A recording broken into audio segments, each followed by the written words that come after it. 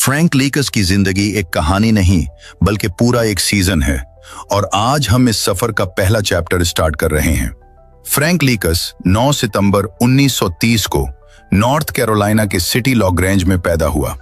उस वक्त हालात बहुत सख्त थे। लूकस की पैदाइश से एक साल पहले अमरीकी ग्रेट डिप्रेशन, पैसों की कमी की वजह से फ्रैंक की फैमिली अक्सर परेशान होती थी, जिससे बहुत से खानदानों के लिए गुजारा करना मुश्किल हो गया था और सिंपल किसान होने की वजह से लूकस की फैमिली का वक्त भी बहुत मुश्किल से गुजर रहा था। जिस सिटी में फ्रैंक पैदा हुआ उसे सही मानों में एक गांव ही कहा जा सकता है।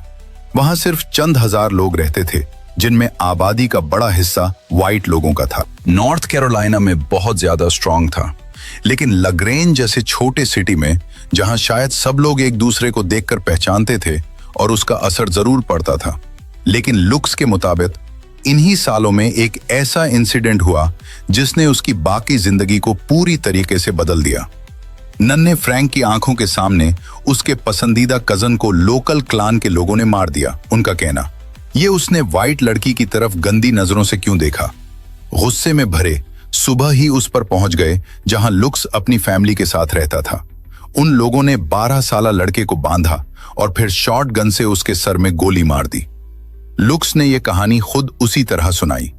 इसके मुताबिक ये वो टाइम था जब उसे एहसास हुआ कि एक ब्लैक लड़का ऐसी सोसाइटी में कभी सक्सेसफुल नहीं हो सकता अगर वो रोल के मुताबिक खेले।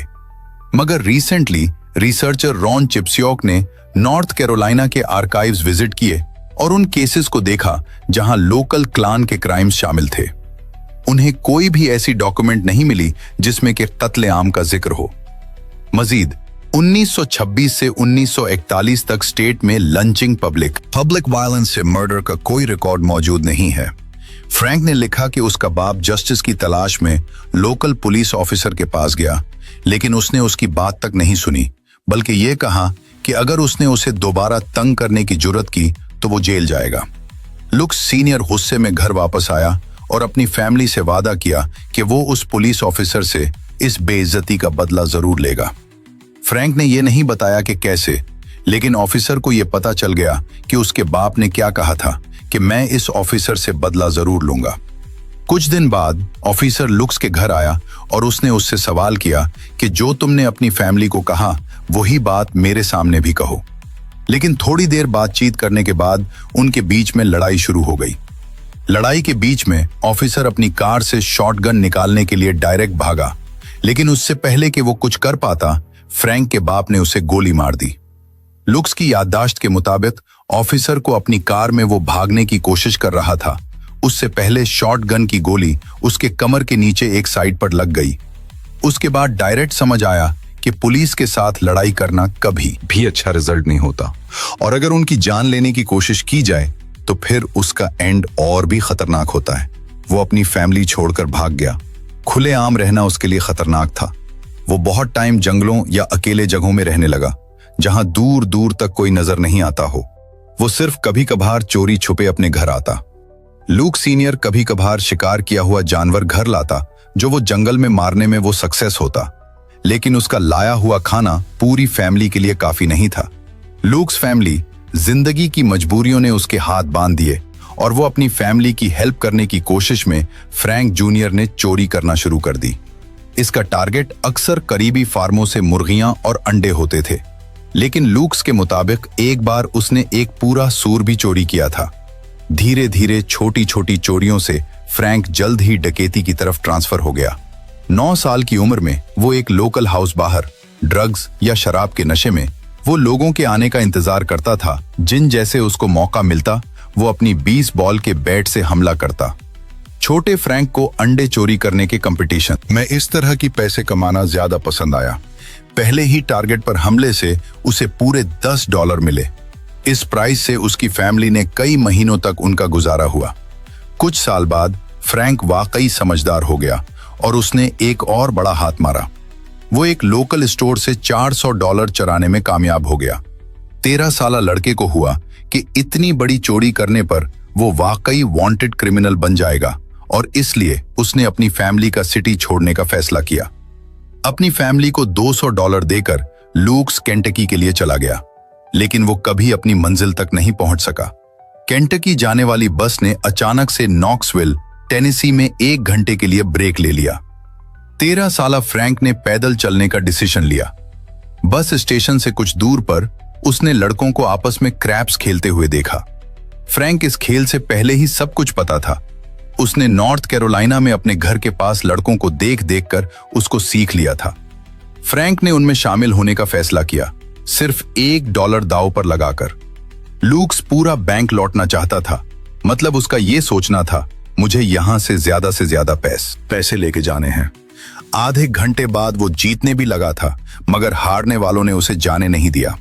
उन लोगों ने लुक्स को इतना मारा कि वो बेहोश हो गया, और जब उसे होश आया तो उसको 2 न्यूज पता चला। एक, उसकी बस कब की जा चुकी थी, और दूसरा, उसकी जेब में $1 भी नहीं था। भूखे और फटे हुए कपड़े लुक्स चलने लगा, और उसने बमुश्किल एक स्टोर पे रेंट के लिए रूम लिया, जहां उसने कुछ खाना चोरी किया और चंद मिनट बाद ही गिरफ्तार हो गया। अगले दिन 13 साला फ्रैंक कोर्ट में खड़ा था। लुक्स की याददाश्त के मुताबिक जज इतनी स्पीड से बोला कि उसे कुछ समझ ही नहीं आया। किसी को गिल्टी या जिम्मेदार ठहराने की नीयत, और ना ही सजा सुनना मैंने।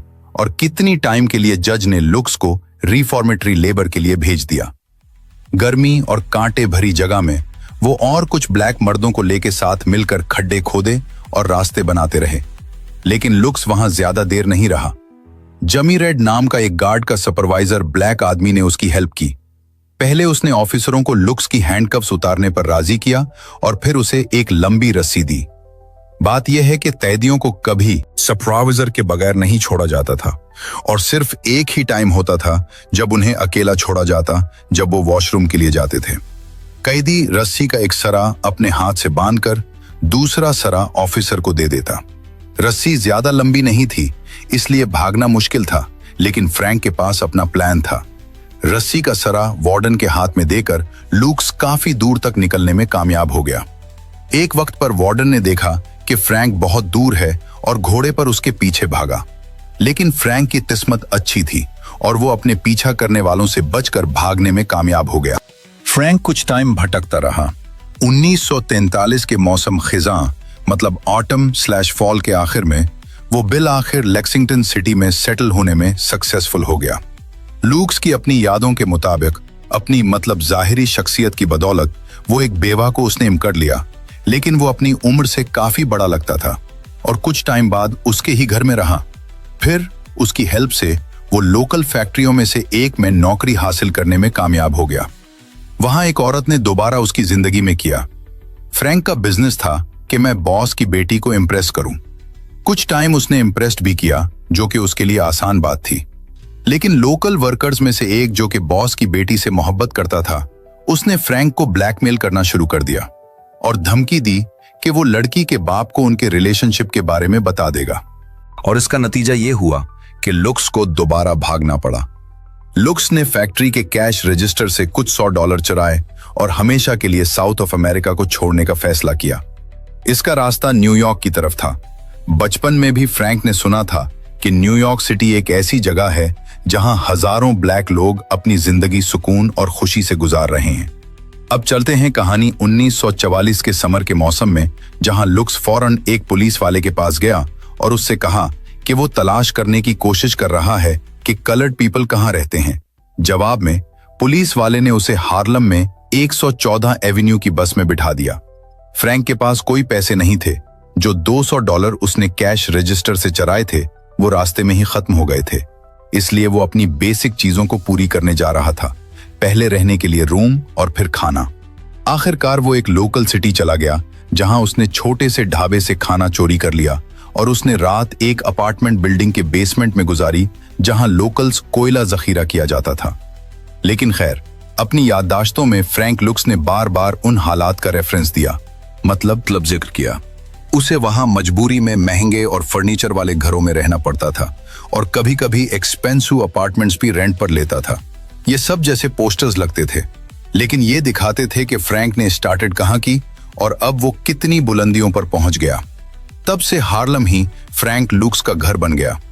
फ्रैंक एक घसी पट्टी रूटीन में था और वो कुछ नकद रकम कमाना चाहता था। उसने फौरन फैसला कर लिया कि वो ईमानदारी से मेहनत नहीं करेगा। इसके बजाय उसने गली के एक कोने पर जगह संभाली और गौर से देखने लगा जैसे कई लोग एक इलीगल लॉटरी, जिसे नंबर्स गेम कहते थे, खेल रहे थे। वो अपने पैसे एक आदमी को देते जो उन्हें नजदीकी घरों में से एक जगह ले जाता। ट्रैवलर नंबर्स गेम खेल रहे थे और फ्रैंक ने पहले कभी लॉटरी का सामना नहीं किया था, लेकिन उसे जरूरत भी नहीं थी। फ्रैंक इस नए खेल को सीखना नहीं चश्माता था। उसने एक आदमी को नोटों की गद्दी के साथ अकेले कहीं ले जाते हुए देखा था। अगले दिन जैसे ही वो आदमी पैसे गिन रहा था, फ्रैंक उसकी तरफ भागा, उसके हाथों से पैसे छीने और भाग गया। चंद मिनटों में फ्रैंक $100 से और ज्यादा अमीर हो गया। कुछ ही महीनों में फ्रैंक डकैतियों के सिलसिले पर निकल पड़ा। उसने लॉटरी लुक्स ने खिलाड़ियों और दुकानदारों को लूटकर काफी पैसा कमाया। फिर उसने पहली बंदूक खरीदी और एक बोर्डिंग हाउस में कमरा रेंट पर लिया।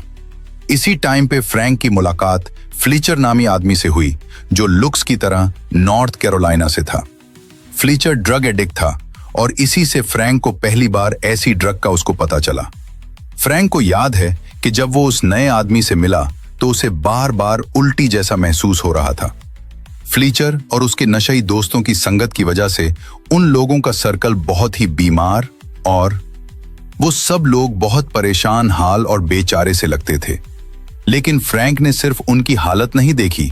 उनके पास जितने भी पैसे नहीं होते थे, लेकिन उनके पास ड्रग खरीदने के लिए हमेशा पैसे होते थे। ये देखकर फ्रैंक ने सोचा कि नशे का बिजनेस करके अच्छी कमाई की जा सकती है। लेकिन फ्रैंक को एहसास हुआ कि वो सीधा किसी ड्रग डीलर के पास जाकर माल नहीं मांग सकता। इसे किसी ऐसे बंदे की जरूरत थी जो उसकी जिम्मेदारी ले सके। इसलिए उसने फ्लीचर के साथियों से पूछा कि क्या कोई उसकी मुलाकात डीलर से करवा सकता है। एक बंदा मान गया और जल्द ही फ्रैंक ने पहली बार ऐसे $300 में ड्रग्स खरीदी, सिर्फ आधा औंस या तकरीबन 15 ग्राम। फ्लेचर के दोस्तों में से एक ने उसे स्ट्रेट डीलिंग के लिए प्रोडक्ट तैयार करने का, एक फ्रैंक को नशा तैयार करने का तरीका भी सिखाया गया। उसने ड्रग में कॉनेन और बेबी पाउडर मिलाकर उसकी वजन बढ़ा दी। जब वो ये माल बेचने निकला तो सिर्फ 3 घंटे में ही सब ड्रग बुक गई और उसे $900 का फायदा हुआ। इसके बाद फ्रैंक ने और भी माल खरीदा और तरीके से उस बिजनेस में शामिल हो गया। फ्रैंक को जल्दी ही समझ आ गया कि डकैती के मुकाबले में उस काम में मेहनत कम और पैसा ज्यादा है। उन्हीं पैसों से उसने न्यूयॉर्क में एक शानदार अपार्टमेंट लिया और महंगे कपड़े और कार खरीदी, जो हमेशा से उसका शौक था। थोड़े ही टाइम में उसने $5 लाख जमा कर लिए। उसने ये पैसे अपने घर वालों भेजे और फिर उसने ड्रग्स का काम रोक दिया और सुकून से ऐश करने लगा। और उसने कैसीनो में बहुत ज्यादा टाइम गुजारने लगा। लेकिन किस्मत हमेशा उस पर मेहरबान नहीं थी। उसको उसे ही कैसीनो में शराब की लत लग गई। फ्रैंक को याद है कि वो अक्सर नशे में अपनी कार का एक्सीडेंट कर देता था। पहले उस चीज का उसको प्रॉब्लम नहीं हुई। वो बर्बाद कार वहीं एक्सीडेंट की जगह पर छोड़ देता और नई कार के लिए डीलरशिप चला जाता। लेकिन एक वक्त ऐसा आया कि पैसे इतने कम हो गए कि उसे अपनी फेवरेट कार ब्लैक कैडिलैक बेचनी पड़ी। नौबत यहां तक पहुंची कि लुक्स को घर खाली करने का नोटिस मिल गया। फ्रैंक, जिसने सब कुछ खो दिया था, दोबारा ड्रग्स की बिजनेस में वापस आने की कोशिश की। लेकिन चूंकि लुक्स ने कई डीलरों से पैसे उधार लिए हुए थे, इसलिए कोई भी उसके साथ बिजनेस नहीं करना चाहता था। आखिरकार बेघर और तकरीबन कंगाल लुक्स को ड्रग की एक छोटी खेप खरीदने की कोशिश की। लेकिन कुछ दिन बाद उसे गिरफ्तार कर लिया गया। उसकी पहली रेल जेल की सजा 9 महीने थी, जो उसने द टॉम्स जेल में गुजारी। लुक्स ने बाद में लॉकडाउन में गुजारे गए महीनों को अपनी पास्ट की पूरी जिंदगी के बारे में सोचा। उसे एहसास हुआ कि इसकी बुरी आदतें उसे कोई फायदा नहीं देंगी और उसने खुद से प्रॉमिस किया कि एक बार अगर मैं आजाद हो गया, उसके बाद वो ड्रग्स की डीलिंग में वापस आने के लिए हर मुमकिन कोशिश करेगा। जेल से निकलते ही लुक्स ने अपने पुराने वादे पर काम शुरू कर दिया, यानी दोबारा ड्रग्स बेचने का प्लान शुरू कर दिया। अपनी आजादी के फौरन बाद उसने कई गली मोहल्ले की वो स्टोर लूटा शुरू कर दिया। लेकिन उन चोरियों से उसको ज्यादा पैसे नहीं मिले। लुक्स ने कहीं ज्यादा अमीर जगह लूटने का फैसला किया, एक ज्वेलरी स्टोर।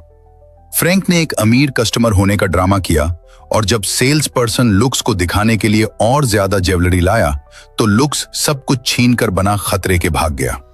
अगले ही दिन लुक्स ने वो चोरी का माल कूल ब्रेज नाम के एक आदमी को बेच दिया जो चोरी की चीजें खरीदता था। उस आदमी ने लुक्स को सारे ज्वेलरी के बदले एक साथ $30,000 दिए।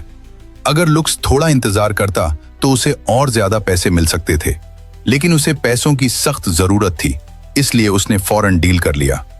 फ्रैंक को उसके पैसे मिल गए। फ्रैंक इस बात पर दंग रह गया कि कूल ब्रेज ने इतनी जल्दी और इतने सारे पैसे उसे कैसे दे दिए। उसे शक हुआ कि यह बंदा सिर्फ चोरी का माल नहीं खरीदता बल्कि कुछ और भी करता है, और उसका शक बिल्कुल सही था। उसे पता चला कि कोल ब्रीज द बिग ट्रैक नाम के एक सीक्रेट अड्डे पर गैम्बलिंग खेलता है और वहां काफी पैसे जीते भी जाते हैं। वह जगह इतनी बड़ी थी कि वहां अमीर लोग भी आते थे और ऐसे लोग भी जो एक ही बार में $20,000 हारने की पावर रखते थे। फ्रैंक ने फैसला किया कि वह जुए के उस ठिकाने को लूटेगा। जुलाई की गर्मी के बावजूद उसने एक बड़ा कोट पहना ताकि उसके नीचे अपनी 2 बंदूकें छुपा सके। गार्ड्स ने उसे पहचान लिया क्योंकि जब फ्रैंक के पास पैसे थे तो वह वहां जाता रहता था, इसलिए उसे अंदर जाने मिल गया। फ्रैंक ने 10 मिनट तक खामोशी से खेल देखा और जब उसे यकीन हो गया कि मेज पर बहुत सारा कैश पड़ा है तो उसने बंदूक निकाल ली। उसने सबको डराया और उनके पैसे और ज्वेलरी छीन ली। फ्रैंक को वहां से $15,000 का माल मिला। बाद में उसने सोचा कि अगर उसके साथ कोई और बंदा होता तो वह दोनों मिलकर उससे कहीं ज्यादा पैसे लूट सकते थे। उसी रात फ्रैंक लूट का माल अपने पसंदीदा बारों में से एक में उड़ाने गया। वहां उसकी मुलाकात एक दोस्त से हुई जिसको पहले से ही पता था कि फ्रैंक ने कोल ब्रीज का माल लूटा है। उसने फ्रैंक से कहा कि वह शहर से जल्दी निकल जाए क्योंकि कोल ब्रीज और दूसरे लुटेरे मौका मिलते ही उसे मार डालेंगे। लुकास ने अपने दोस्त को थैंक यू कहा, लेकिन जवाब में फ्रैंक ने कहा कि वह अगले कुछ हफ्तों तक किसी से नहीं भागेगा। फ्रैंक बहुत ही हाई अलर्ट की हालत में रहा। वह हर वक्त गन साथ रखता और कोशिश करता कि कंटिन्यूअस 2 रातें एक ही जगह न सोए। फ्रैंक लूट मार का माल उड़ाता रहा, फिर भी किसी ने उससे बदला नहीं लिया। अपनी किताब में लुकास ने इसके बारे में कहा कि उसने ऐसी हरकतें की कि सबको लगा कि वह एक पागल और बेहद खतरनाक इंसान है जो कुछ भी कर सकता है, और कोई भी पागल इंसान से उलझना नहीं चाहता था। उसने $15,000 बहुत जल्दी खत्म कर दिए। फ्रैंक ने सोचा कि डकैती और चोरी का सहारा लिए बिना आसान पैसा कमाने का कोई और तरीका सीखना अच्छा होगा। और एक दिन वह न्यूज़पेपर पढ़ते हुए उसने आइस पिक रेड नाम के एक लोकल किलर के बारे में एक छोटा सा टॉपिक देखा कि यह आदमी दिन दहाड़े अपने शिकार के सीने में बर्फ तोड़ने वाला आइस पिक घोंपता, और फिर वह खामोशी से वहां से निकल गया और उन्हें सड़क पर मरने के लिए छोड़ दिया। फ्रैंक ने आइस पिक का नाम सुना था मगर उसे कभी मिला नहीं था। लुकास को लगता था कि वह एक घटिया और डिस्गस्टिंग आदमी है, मगर गलियों में अफवाहें थीं कि $25,000 में आइस पिक किसी को भी मार सकता है जिसकी तरफ आप इशारा करें। फ्रैंक ने सोचा कि यह बंदा उसके काम आ सकता है एक असिस्टेंट के तौर पर। दोस्तों, यह है फ्रैंक लुकास का पहला एपिसोड। नेक्स्ट एपिसोड तक मुझे अनुमति दें। शुक्रिया। Subscribe little master.